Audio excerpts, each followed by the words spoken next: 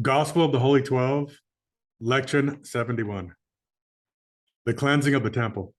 And the Jews' Passover was at hand, and Jesus went up again from Bethany into Jerusalem, and he found in the temple those that sold oxen and sheep and doves, and the changers of money sitting. And when he had made a scourge of 7 cords, he drove them all out of the temple, and loosed the sheep and the oxen and the doves, and poured out the changers' money, and overthrew the tables, and said unto them, Take these things hence.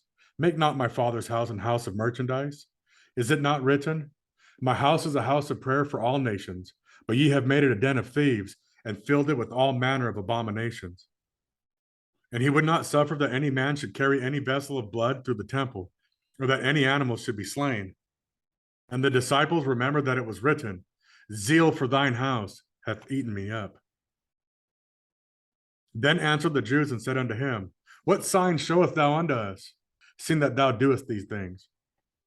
Jesus answered and said unto them, Again I say unto you, destroy this temple, and in 3 days I will raise it up.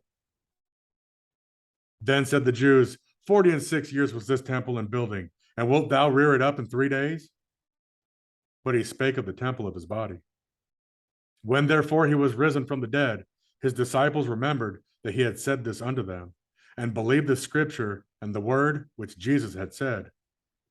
But the scribes and the priests saw and heard, and were astonished, and sought how they might destroy him, for they feared him, seeing that all the people were attentive to his doctrines. And when even was come, he went out of the city.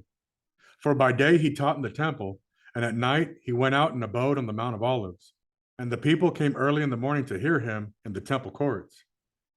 Now when he was in Jerusalem at the Passover, many believed in his name, when they saw the miracles which he did.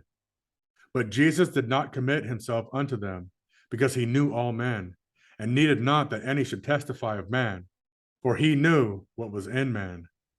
And Jesus, seeing the Passover was nigh at hand, sent 2 of his disciples, that they should prepare the upper room, where he desired to eat with his 12, and buy such things as were needful for the feast, which he purposed thereafter.